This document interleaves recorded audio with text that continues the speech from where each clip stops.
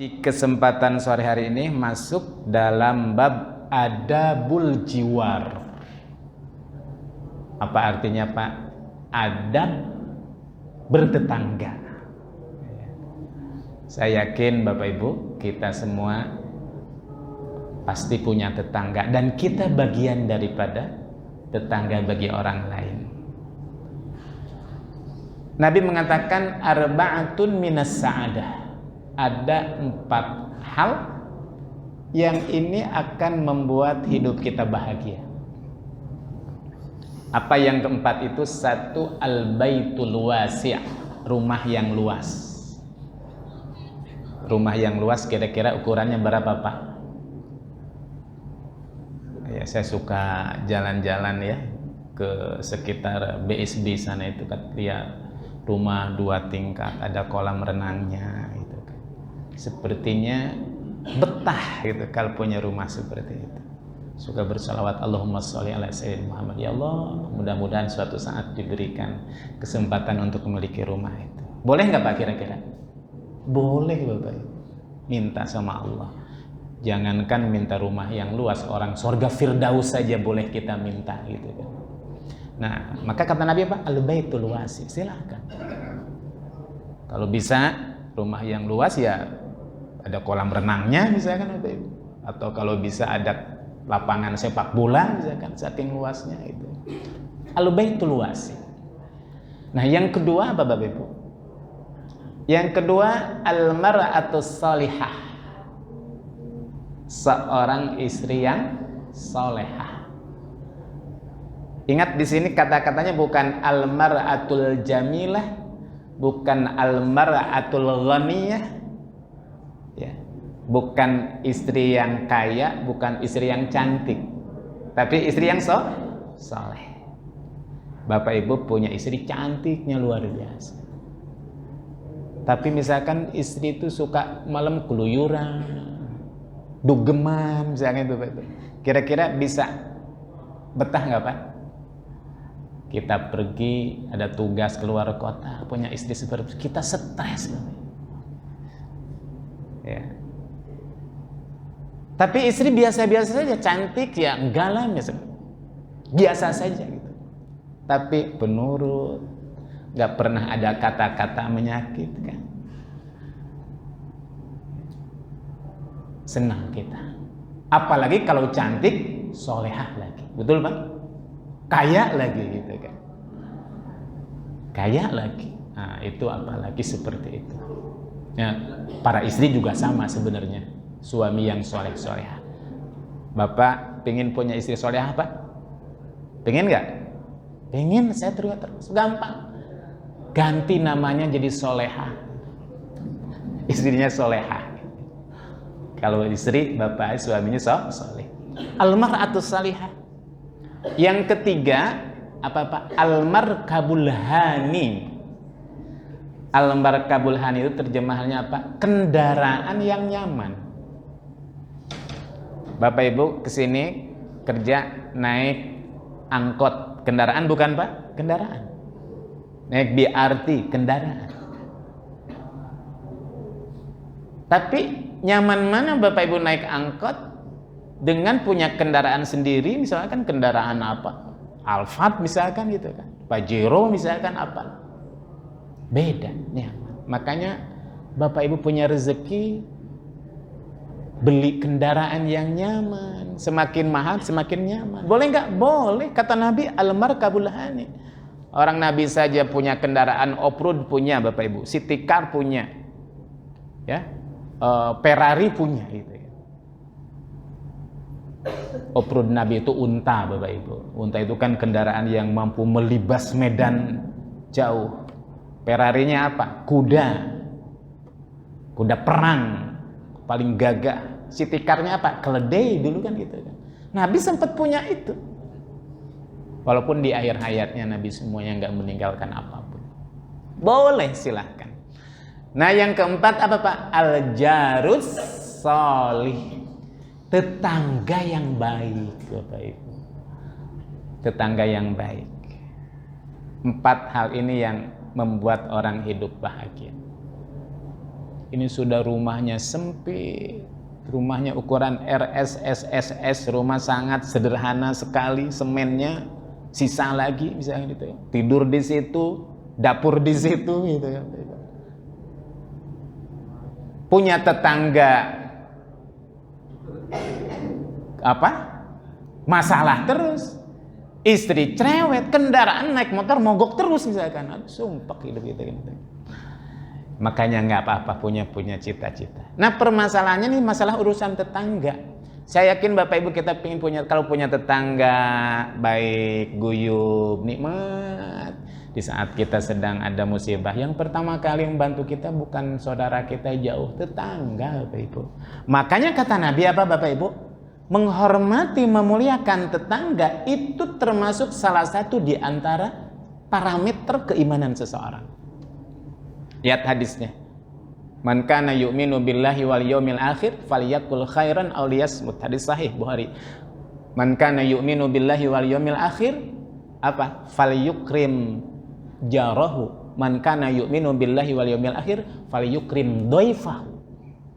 Siapa yang beriman kepada Allah dan pada hari akhir, satu, apa kata Nabi? Falyakul khairan aw liyasmut. Berkata baik, bermanfaat.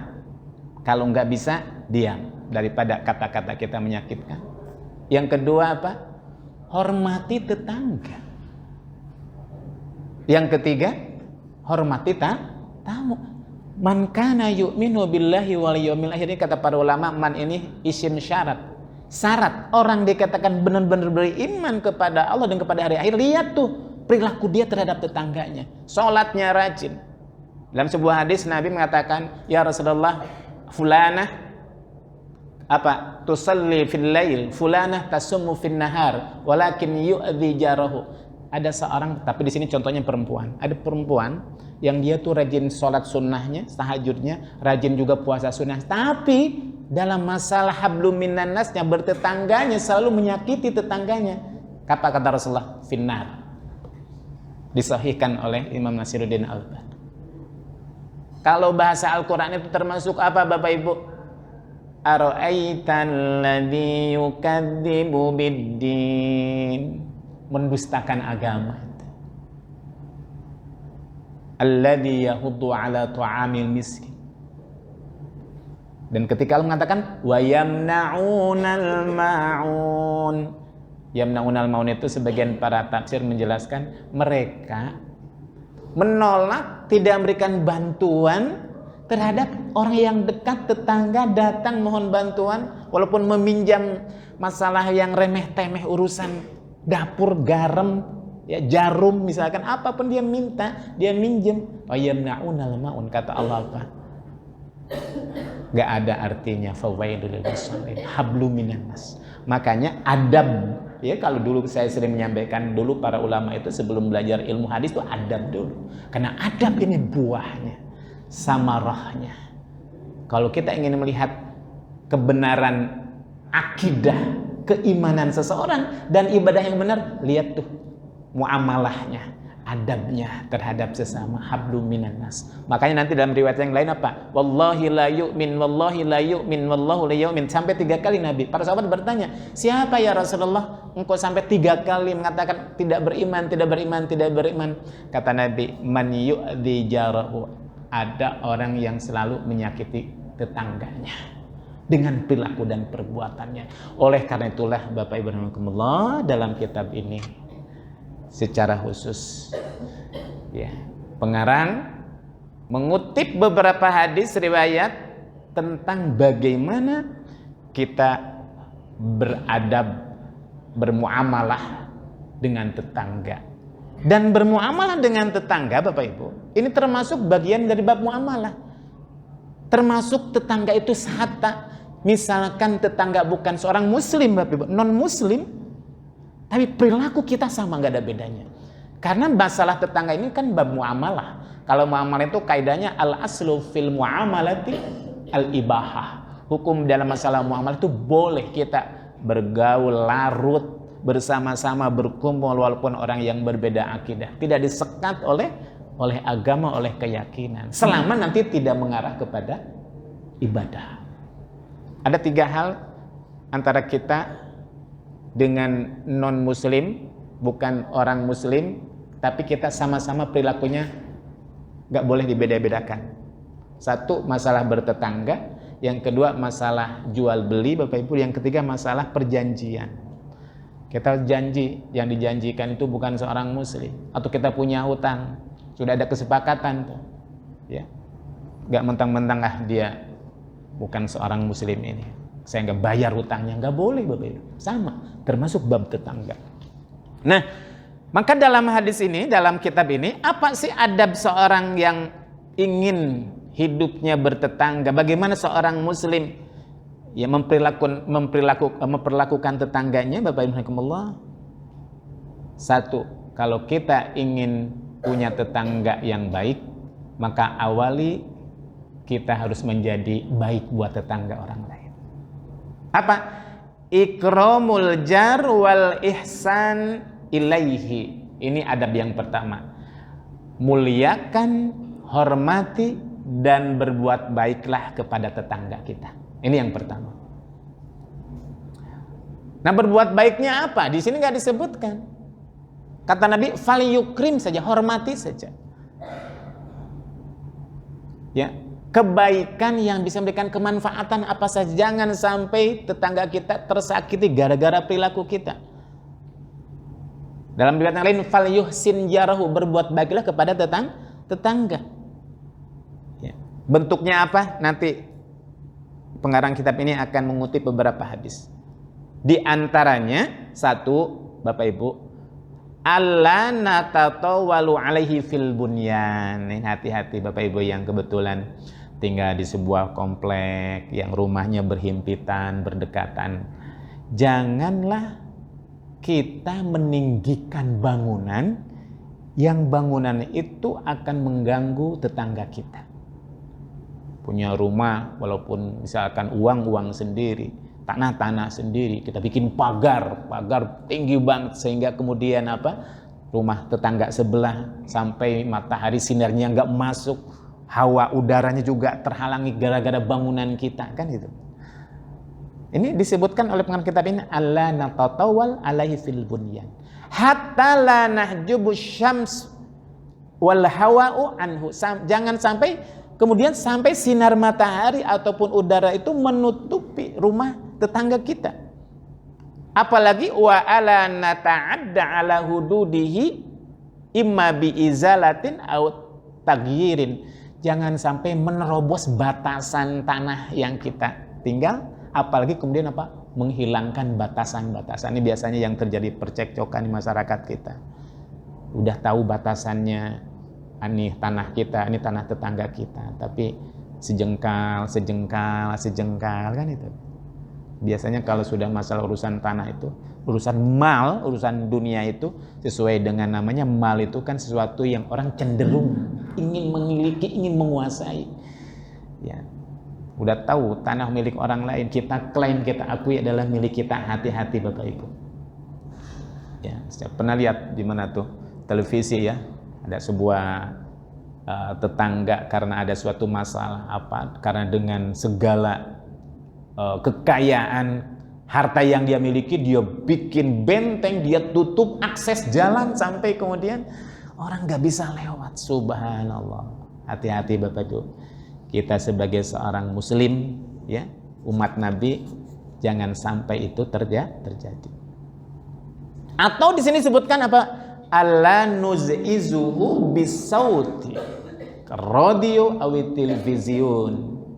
Hendaklah kita menjaga jangan sampai meninggikan suara sehingga membuat bising tetangga kita. Baik suara itu radio ataupun television itu televisi.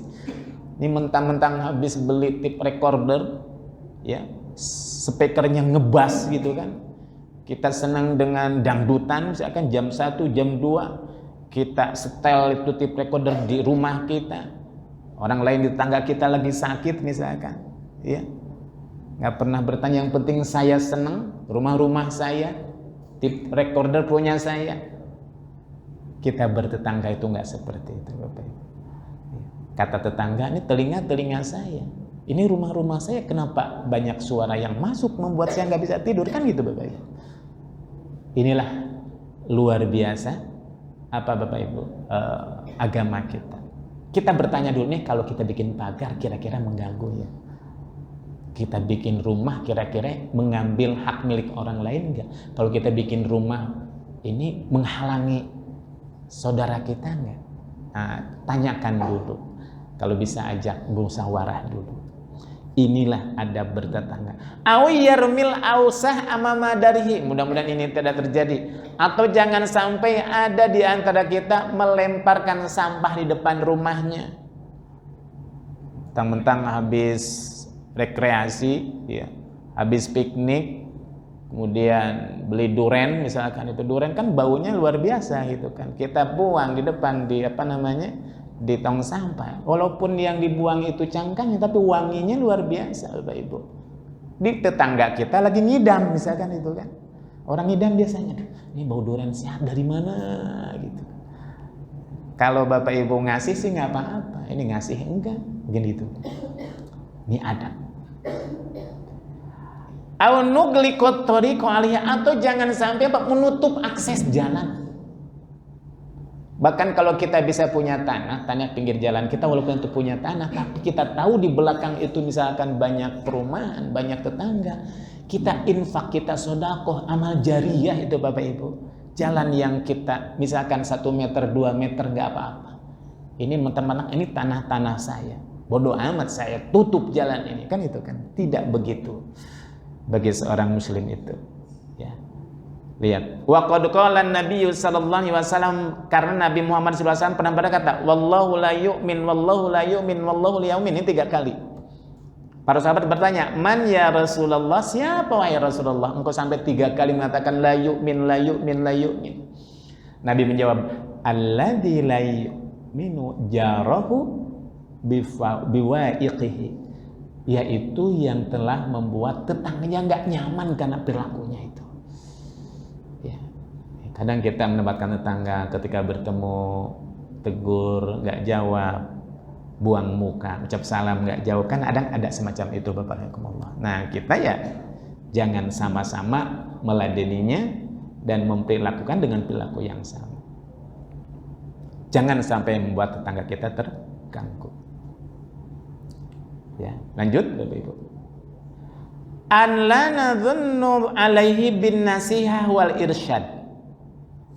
Bagian daripada adab bertetangga itu alla nadhunnu, kita jangan pelit memberikan nasihat dan petunjuk di saat bisa jadi dalam masalah urusan bermasyarakat Bapak Ibu. Kadang-kadang manusia itu kan nggak sama ya.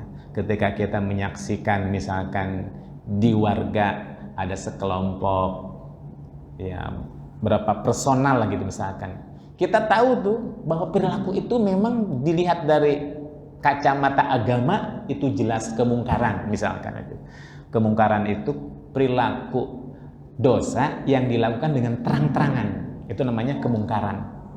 Kalau dilakukannya dengan sembunyi-sembunyi, orang nggak tahu, itu namanya fahsya. Kalau masalah yang tersembunyi kita nggak tahu, urusan dia dengan Allah Subhanahu Wa Taala, kita nggak tahu. Tapi Bapak Ibu, kalau seandainya kita bermasyarakat, ada tetangga, misalkan malam 17-an atau lagi acara apapun itu, misalkan masyarakat main gaple, judi, misalkan Bapak Ibu, dan itu dilakukan misalkan di jam-jam jam 8 di mana anak-anak masih berkeluyuran, anak-anak bisa melihat, anak-anak mengetahuinya, maka disitulah peran kita Bapak Ibu sebagai seorang muslim. Apa? Nasihat. Karena itu kemungkaran. Atau misalkan kita tahu di masyarakat itu ada anak-anak yang maaf misalkan dia melakukan hubungan yang tidak terikat lagi dengan nilai-nilai agama, hubungan bebas, ya. Apa? Nasihat. Man ra'a minkum munkaran falyughayyir. Kalau seandainya siapa saja yang kalian lihat kemungkaran, rubahlah. Tentu dengan cara-cara hikmah. Apalagi kalau seandainya Bapak Ibu punya otoritas sebagai ketua RW, ketua RT, itu lebih bagus lagi. Jangan dibiarkan karena kemungkaran. Ketika kemungkaran itu merajalela di tengah-tengah masyarakat kita dan umat Islam, kita yang ngerti, paham, diam, wattaqu fitnatan la tusibannal ladzina zalamu minkum khassah. Kata Allah, ingat akan datang suatu masa fitnah yang datang kepada kalian itu tidak akan diberikan oleh Allah kepada orang-orang zalim saja, kepada pelaku dosa saja, tapi orang saleh yang diam saja, tidak punya tanggung jawab untuk amal ma'ruf nahi mungkar, maka dia akan kena dampak negatifnya. Maka disinilah ada kewajiban irsyadu wan nasihat. Satu, pendekatannya, kebetulan Bapak Ibu punya otoritas apa? RW, RT, kita kumpulkan warga. Gimana baiknya? Ini bahaya buat anak-anak kita, buat pergaulan anak-anak kita, agar supaya misalkan tingkat mazaratnya tidak begitu banyak membahayakan, gimana caranya? Itu lebih efektif. Bikin kesepakatan bersama, bikin peraturan. Nah, disinilah pentingnya kekuasaan Bapak Ibu sebagai alat untuk amal ma'ruf nahi mungkar. Makanya ada suatu pernyataan dari para ulama, Bapak Ibu. Tanda tangannya seorang gubernur, tanda tangan seorang presiden, tanda tangan seorang bupati itu jauh lebih efektif, efisien dalam melakukan amal ma'ruf nahi mungkar daripada fatwanya, ceramahnya, tausiahnya para kiai. Tanda tangan berupa apa? Peraturan. Kalau bahasa hadisnya itu apa?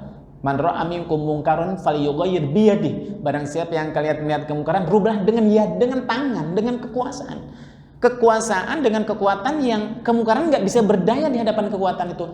Dalam konteks kita bernegara apa? Peraturan undang-undang yang legal dan disepakati. Bapak Ibu, misalkan di masyarakat, ya, kita mendapatkan ada fenomena misalkan kumpul kebo, pergaulan bebas, dan itu dilakukan dengan terang-terangan. Bapak Ibu datang ke sana, ceramah, Assalamualaikum warahmatullahi wabarakatuh, misalkan.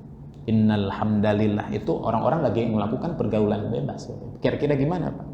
Diketawain begitu kan. Tapi kalau apa? Undang-undang, peraturan nggak boleh melakukan pergaulan bebas, tindakan asusila. Barang siapa yang melakukan tindakan asusila di tempat yang itu memang steril, ya, dari kemaksiatan, atau tidak boleh melakukan menjual minuman keras atau melakukan minum minuman keras di tempat bla bla bla, maka akan dikenakan hukum. Dan misalkan itu kan sesuai dengan hukum yang berlaku, itu akan jauh lebih efektif.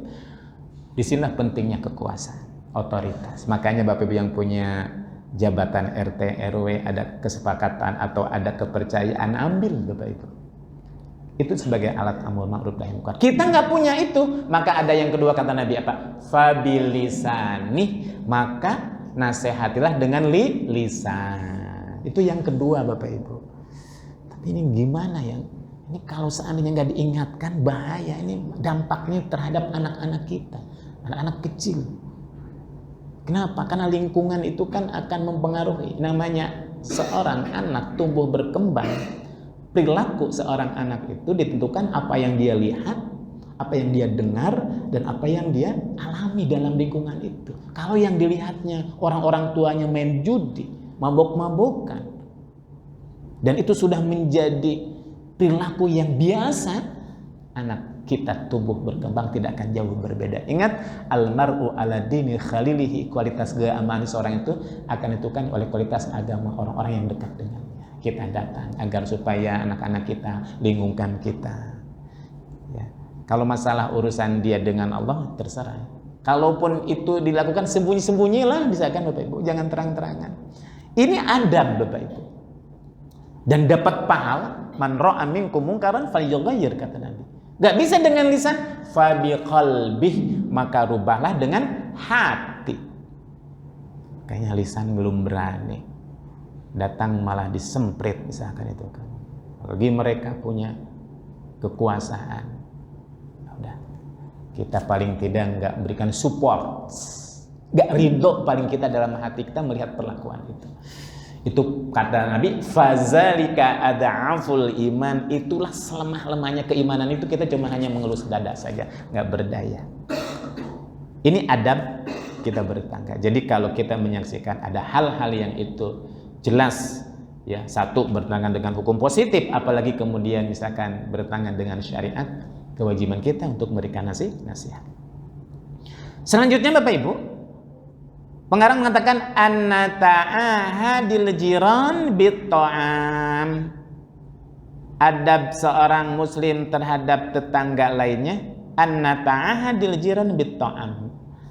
Membiasakan diri untuk berbagi makanan dengan tetangga. Di kampung-kampung biasanya, alhamdulillah kalau di kampung itu memang secara sosial itu masih guyub Bapak Ibu. Masih guyub. Ada orang meninggal dunia di satu RT, satu kelurahan tahu, gitu kan. Tapi kalau di kota memang udah cenderung individualis, kecuali mungkin Bapak Ibu yang ketua RT, bagaimana menciptakan kerukunan guyub di satu warga. Ya, kadang-kadang memang berbeda. Nah, kalau di kampung punya tetangga, kita habis pelesiran, kita habis berdharma wisata, kita habis piknik, beli oleh-oleh, di samping kanan kiri punya tetangga, jangan lupa beri, berbagi. Nanti juga dia akan sama.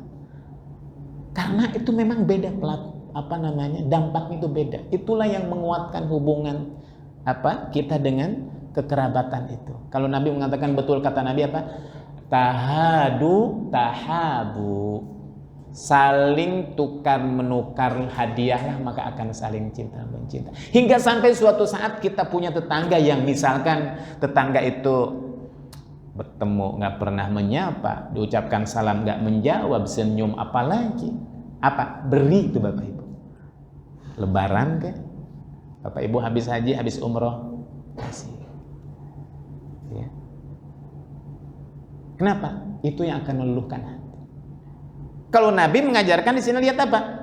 Kepada Abu Zar, ya Abu Zarrin, wahai Abu Zar, idza tabakhta mirqatan, apabila engkau memasak, mirqah itu semacam lauk pauk ya buat kita makan, sayur.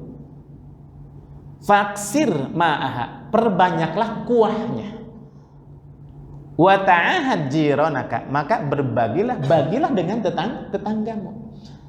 Bapak Ibu beli daging 1 kilo sapi misalkan, kita bikin gulai, bikin sayur, maka perbanyaklah kuahnya kata Nabi. Dagingnya makan, kuahnya kasih, kan gitu kan itu. Maksudnya apa Bu? Maksudnya itu biar supaya bisa ngasih gitu maksudnya. Usahakan agar supaya perbanyak kuahnya. Intinya berbagi. Ya, berbagi. Nah, ini tidak harus sayur tentu kita habis jalan-jalan, kita habis pelesiran, berbagi. Annata'ahadul jiran bit-ta'am. Ya. Selanjutnya Bapak Ibu, an-nusyarika fi afrahi wa ahzanihi. Kita berpartisipasi dengan tetangga kita di saat dia bahagia maupun ketika dia bersedih. Maksudnya kalau kita melihat tetangga kita sedang berbahagia, kemudian dia mengundang kita untuk hadir dalam acara walimatul arus, walimatul khitan, atau misalkan tasyakuran dalam rangka anaknya wisuda atau baru bangun rumah, dia mengundang kita hadir.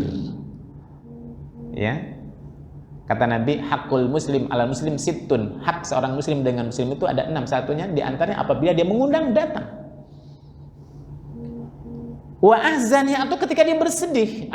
Ketika ada bencana. Kita tahu insya Allah dalam masalah urusan ini di masyarakat kita alhamdulillah masih guyub. Di masyarakat saya di daerah Mijan itu kalau ada orang meninggal dunia satu kampung maka semua berdatangan. Kenapa? Karena ada kesepakatan iuran ketika ada orang meninggal dunia sekian ribu. Ya, kemudian ketika orang yang kena musibah sekali misalkan satu anggota keluarga yang meninggal dunia diberikan dari uang kas itu. Nah, ini tradisi budaya dan ini sesungguhnya bagian daripada ajaran Islam. Ikut mendoakan. Ketika sakit kita jenguk kan gitu Bapak Ibu. Ya, kita kasih motivasi takziah. Ya. Agar supaya saudara kita yang sedang bersedih itu memiliki semangat kembali. Wa na'uduhu idza maridha. Dan kita tengok ketika dia sakit, ketika ada misalkan ulang tahun, apalah itu misalkan itu, kita kasih hadiah. Wa nas'alu 'alaihi idaqtadaina, kemudian kita meminta, berdoa kepada dia. Wa nuhassinu liqa'ahu, kemudian dia berbuat baik ketika kita bertemu. Ketika kita sakit, udah berapa lama pas sakit, kita motivasi, mudah-mudahan Bapak Ibu sabar, insyaallah tahurun la ba'sya insyaallah. Ya, jangan kemudian ketika kita nengok, biasanya ketika kita nengok yang pertama nanya itu berapa lama kan, berapa lama sakit. Sakit apa Pak? Panas Pak. Panas sudah berapa hari? 5 hari. Hati-hati Pak. Dulu saya punya tetangga, panas juga 5 hari mati gitu. Itu spor jantung mati kan itu. Sabar Pak. Ini adalah ujian dari Allah, mudah-mudahan ini menjadi kifarat. Seperti itu. Saya enak, senang kan melihat seperti itu.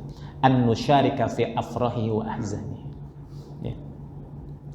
Yang selanjutnya, alla nattabi' afratahu wa nafrahu bizalatihi. Jangan sampai kemudian kita mengawasi, berusaha untuk mengetahui aib saudara kita. Apalagi kemudian sampai kita menyebarkan aib saudara kita. Jadi kalau ada kejadian di warga Pak, di tetangga, salah satu tetangga RT sekian, misalkan dia punya aib menyangkut masalah ya aib, dan kita tahu. Kalau bisa, kalaupun kita mendengar, sudah cukup mendengar saja, nggak perlu kita tahu lebih jauh lagi. Dan jangan sampai urusan masalah aib itu kita ingin mengetahui aib keluarga ini apa, aib keluarga ini nggak perlu. Kalau bisa, ya kalau masalah urusan aib itu kita justru yang sibuk dengan aib kita. Apalagi kemudian menyebarluaskan aib saudara kita, itu namanya ghibah Bapak Ibu. Justru kalau kita melihat ada saudara kita yang punya aib, tutupi. Ada orang nanya, kita tutupi. Kenapa? Aib. Karena semua kita punya aib. Kita bisa bayangkan kalau kita aib dibongkar oleh Allah Subhanahu wa taala, kita malu. Karena Allah sayang saja, aib kita sendiri Allah tutupi. Tiba-tiba ada orang punya aib, kita sebarluaskan. Ayuhibbu ahadukum an ya'kula lahma akhihi maitan fakarihtumuh, kata Allah. Sama dengan memakan daging saudaranya sendiri. Ghibah itu Bapak Ibu. Dan sekarang itu ghibah sudah menjadi keseharian kita. 90% acara-acara televisi di entertain itu menurut fatwa Majelis Tarjih Muhammadiyah dan Bahsul Masail itu semuanya ghibah Bapak Ibu. Mulai dari check and recheck, kemudian kisah-kisah selebritis, kemudian ghost, apalagi itu banyak, itu ghibah. Ya, ini justru ghibah menjadi tontonan, senang lagi melihat ghibah Bapak Ibu. Tutupi. Ya. Ghibah itu zikru akhaka bima yakrah. Jadi menyebutkan sesuatu yang terjadi pada saudaramu. Kalau dia tahu apa yang kita ceritakan, dia tuh nggak suka. Walaupun yang terjadi itu benar adanya. Pernah Rasulullah itu didatangi oleh seorang wanita. Seorang wanita itu ingin bertanya kepada Nabi, berdialog. Setelah itu pulang. Datang Aisyah. Kata Aisyah, Rasulullah, kok orang itu badannya pendek ya? Kata Rasulullah, hai Aisyah, engkau telah menggibahnya. Memang pendek gitu. Hati-hati. Ya. Kecuali dalam 3 hal para ulama membolehkan ghibah itu. Apa Pak? Dalam masalah urusan persaksian itu boleh. Jadi kalau ada suatu pengadilan, ya, nah dalam pengadilan itu, di dalam persaksian kita tahu bahwa si fulan itu melakukan kesalahan, kita bongkar di situ, diperbolehkan. Itu bukan ghibah kata para ulama. Yang kedua, diperbolehkan dalam rangka meminimalisir perilaku buruk orang itu agar keburukannya tidak mempengaruhi orang lain. Boleh. Misal Bapak Ibu, ada seorang yang itu sudah menjadi karakter aslinya. Apa? Setiap orang didatangi minjem uang misalkan. Tapi itu cuma modus. Udah sekian 50 orang yang didatangi, dipinjemin uangnya, gak ada yang bayar misalkan Bapak Ibu. Tiba-tiba ada sahabat kita nanya, ini saya didatangi oleh orang ini, dia pingin minjem duit, kira-kira menurut, nah boleh tuh. Setahu saya ini udah fakta nih, yang sudah menjadi korban dipinjemin duit, itu modus minjem tapi nggak pernah kembali, bukan 1-2, kalau bisa nggak usah. Nah itu boleh Bapak Ibu, itu bukan ghibah. Kenapa? meminimalisir dampak keburukan seorang. Atau kata para ulama, mengidentifikasi seseorang dengan menyebutkan apa yang terjadi pada fisiknya untuk menjelaskan dan mengenalkan orang tersebut seandainya nggak ada cara yang lain.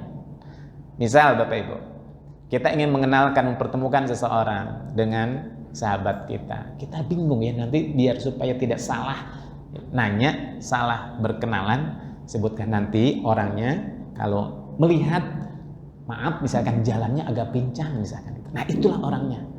Nah itu diperbolehkan Bapak Ibu. Karena untuk mengidentifikasi. Itu bukan ghibah. Ya, jadi tutupi. Kata Nabi, man satara musliman fid dunya satarallahu musliman fi yaumal qiyamah. Barang siapa seorang muslim yang menutupi aib saudaranya di dunia, Allah akan tutupi aibnya di yaumul kiamat. Yang terakhir, an tatahammala adza jarika.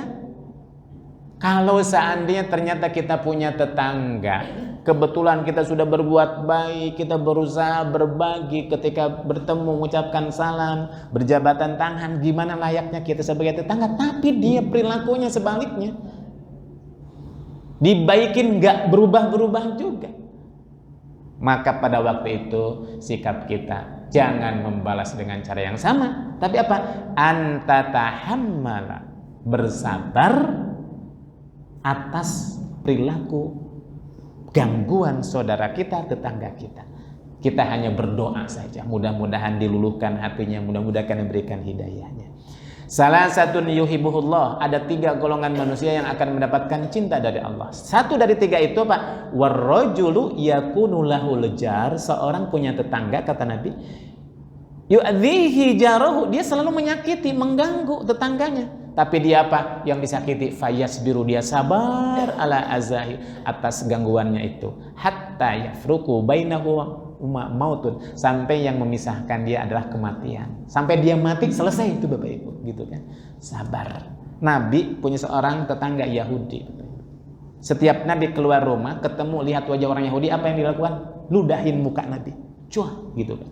Ketemu lagi, ludahin lagi. Hingga sampai suatu saat Nabi nggak ketemu, rindu akan ludahan orang Yahudi. Ternyata apa? Sakit. Apa yang dilakukan oleh Nabi? Nggak ada kalimat syukurin, rasain, ditengoknya. Apa yang terjadi Bapak Ibu? Dengan perilaku yang lembut, yang rohimnya Nabi itu, maka orang Yahudi itu terenyuh dan dia mengucapkan 2 kalimat syahadat. Fabima rahmatin minallahi lintalahum, karena rahmat dari Allah lah engkau wahai Nabi lin, lembut hatimu. Walau kunta faddan ghalidhal qalbi, seandainya hatimu keras, lan faddu min haulik, maka akan banyak orang yang lari darimu. Akhlak, adab, etika, tata krama Nabi sudah mencontohkan kepada kita Bapak Ibu. Begitu lembutnya perilaku Nabi dalam masalah urusan tetangga. Betul kata seorang filosof Barat Bernard Shaw, laukana Muhammadun ya'isu fi hadzal zaman, kalau seandainya Muhammad masih ada, hadir, dilahirkan ke pentas bumi sekarang, lakana yastati an yuhilla kullal muskilat walau bisurbil qahwah, pasti akan mampu menyelesaikan permasalahan umat ini walau sambil minum secangkir kopi saja. Pujian dari seorang bukan muslim akan keagungan adab, akhlak, hingga kemudian Allah, wa innaka la'ala khuluqin azim, engkau benar-benar memiliki akhlak yang agung. Karena memang tujuan itulah Nabi diutus ke muka bumi. Adab Bapak Ibu, akhlak, perilaku. Kita sebagai muslim jaga hablum minanas kita, karena itu adalah buah daripada kebenaran akidah dan ibadah seseorang. Kalau kita ingin lihat benar ibadah akidah seorang, tuh lihat hablum minannasnya, lihat hubungan muamalahnya. Bapak Nakumullah. Nah, mari kita terapkan dalam kehidupan sehari-hari, khususnya dalam masalah urusan tetangga. Bapak Ibu Nakumullah, demikian adabul jiwar dalam kitab ini, adab bertetangga, dan insya Allah kita bertemu lagi dalam adab berikutnya, yaitu apa? Adab al-doif, adab dalam bertamu. Nah, ada juga tata keramanya, etikanya. Seperti apa? Insya Allah kita ketemu di lain kesempatan. Itu saja kajian kita di sore hari ini. Sudah jam 4 lebih. Yang benar dari Allah dan Rasulnya, yang salah dari kehilapan saya pribadi. Wallahul muwaffiq ila aqwamit thoriq. Wassalamualaikum warahmatullahi wabarakatuh.